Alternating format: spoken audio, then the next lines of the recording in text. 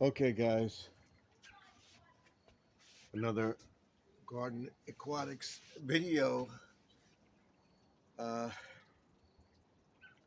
I hurt my hand yesterday.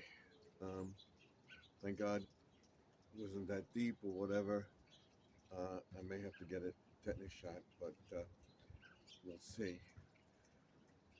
I don't think so, but I'll talk to my doctor. She's going to call me um, tomorrow, and if I get one, I can get one maybe at the local urgent care or whatever.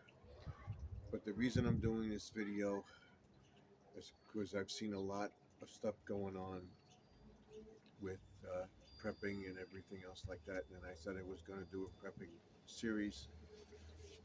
I'm going to introduce it on this channel. And then what I'm going to do is implement it and show you what I have and what my plans are in case of an emergency where we need to go 2 weeks without power or more and be able to stay in this house. And if we're not able to stay in this house, do you have a bug out place or where you can go thing, and we're thinking of doing something like that. But what I want to tell you, I would say maybe 95% of the people have a 1 or 2 day supply of food. Go shopping every other day. I shop every week. We look for sales. Uh, we buy meat. We prepare meat. We freeze it, vacuum seal it, put it away. Uh, we buy packets of noodles and stuff like that, which I'll go over. Uh, what we do, and if a power failure happens, and why I'm saying this is because of what happened in Florida, Georgia, North South Carolina, and part of Tennessee, whatever, and even I think up to Virginia. And a few years ago, we had Hurricane Sandy. I think it was 2012. We went without power for almost 2 weeks. So that's 16 days without power. Unfortunately, we had acquired a generator and we were able to have power. And I want to go through it with people, how, what to buy, what type of food to buy, what to put away, uh, what kind of prepping stuff that I'm going to get it and show you what I get. I'm going to link it down below. I'm going to link 2 channels down below on this video after it's up a few days to see if I get people wanting to watch it. After Hurricane Sandy, it was a wake-up call for us, but we did have food. We did have stuff, but after a week, we could go out and get stuff, basic stuff. But what if you can't get out of your house? There are basically in this area there are no big trees around now, and down the block there are a few trees. But what if you can't get out of the block for at least 2 or 3 days? They were without power for weeks, more than 3 or 4, almost a month without power. And there's still some people without power and stuff because you weren't prepared for it. We have a refrigerator downstairs full of stuff. We have a and freezer. We have a refrigerator freezer up here, and we have basically everything from bacon to at least 2 dozen eggs. I have another eggs downstairs. We get them when they're on sale. So I tell people, uh, prepare for paper towels. You see water on sale. Get the water, cases of water. Have 4, 5, 6 cases, 7 cases of water, because you never know you're going to need it. We'll go through all that thing and also have a flashlight, what type of flashlights to get, and everything else. And we'll go step by step. And as I clean out the shed, I'll show you the generator I have, what size generator you wouldn't have to power the whole house or whatever. How much gasoline does your generator consume and stuff like that. And I'm thinking of this, that I want to do this, and I see other people coming out with it, and I saw two people talk about it, and he talked about it last year, and I talked about it a little bit on my other channel and stuff, but we're going to go into it wholeheartedly. Uh, have at least 2 weeks of food on hand, stuff that you can cook, meat. You find some meats on sale and stuff like that. If you are a game hunter and you can get deer meat or something like that, or get onto one of these food plants, have a freezer and have it stored so that you can get it. Don't forget too, when you have a power failure, if you have a freezer or refrigerator in your garage, are you going to be able to get to your garage? Or you have your, which is not attached to your house, and the garage is locked. Are you going to get in there? Have the freezer in the house. Whatever, I have a refrigerator over here too that I could use. And if it's cold weather, you could store stuff outside, which we'll go into. We'll go into solar generators, propane generators, gasoline generators, and which works better. And I suggest you watch How to with Doc and Jeff Gary videos about prepping, and just be prepared for going forward. All right, we're getting into the reason I'm bringing this up is because of Hurricane Sandy, and that was on or around Halloween, and we didn't have power. People couldn't go out and stuff like that because the stores, a lot of the food that generates in some of the stores, the food spoiled. Well, we were fortunate to get a generator from my wife's nephew that hooked it up to the house, and we had power for a little while. And what I want to do is get it so I have an interlocking system. I'll show you installing that, and just plugging in the generator and stuff like that. The pros and the cons about the generators, all of them are good and everything else, but you have to get the system for your area. Now, if you have a gasoline generator and have it running in the gasoline, you're going to gas can after gas can after gas can of gasoline, you have to find a generator that will last maybe 5, 6, 7, maybe 10 hours on the tank of gas, and then fill it for another 6 hours that you ever get through the night with the generator. In most cases, late at night, I would shut the generator off and let it, uh, so it would be like 4 or 5 hours without the generator. Get up early and put the generator on, or have a solar power generator that you can run your refrigerator and stuff like that when uh, during the night and you don't need the power. But then you have to find you have a generator that can run your oil burner or your furnace and stuff. And then if you have gas in a power outage, uh, you have to hope that the gas plant that pumps the gas into your house doesn't go down, because you're not going to get gas. We'll go through all that, and that's why I'm bringing this up. And we'll get into that shed over there with the next vision, and then we'll get over there and we'll clean that area up a little better, and we'll finish the lighthouse within the next week. And then right after Halloween, we'll take the Halloween decorations down and everything else, and we'll go into the prepping series and stuff like that. Every Thursday, I'll have something uh, about prepping. We're gonna cook and stuff like that, and I'll show you that I have over on my barbecue. Okay, I could barbecue if I had to. You see it by my barbecue. I have the one tank over there. I have another tank hooked up to the barbecue. I want to see if I'll get another propane tank and see if I can hook up a propane tank to my generator, and I'll show you how you can convert your uh, gas power generator into propane or gas.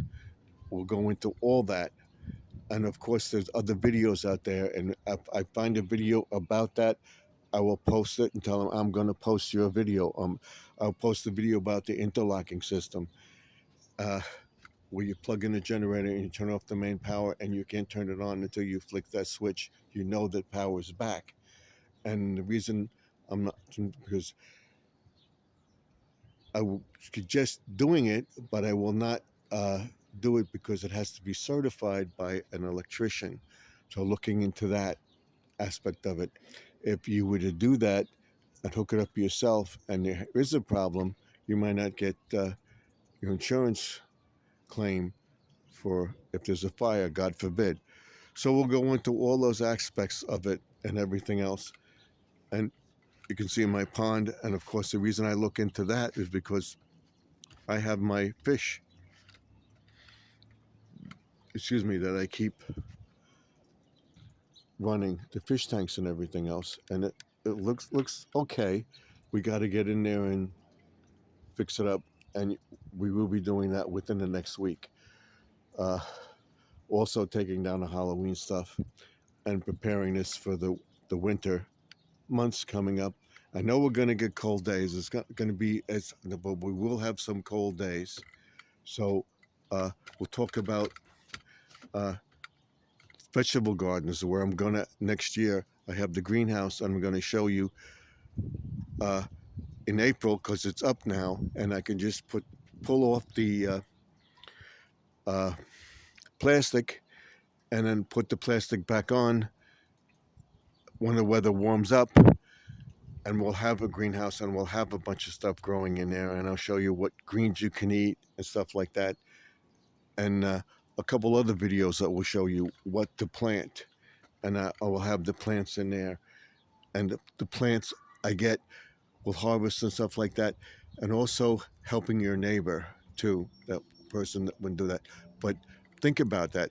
Do you have enough food to last 2 weeks? At least 2 weeks. If you don't, do it. Get prepared. I will see you in the next video. Remember, I'll be live streaming tonight at 9:35 Eastern, 8:35 Central, 9:35 Mountain, and 7:35 Pacific. No, it's 8. It's yeah, it is. It's 9:35 Eastern, 8:35 Central, 7:35 Mountain, and 6:35 Pacific. I'm sorry about that. And I will show you that you can eat dandelions for greens and stuff like that.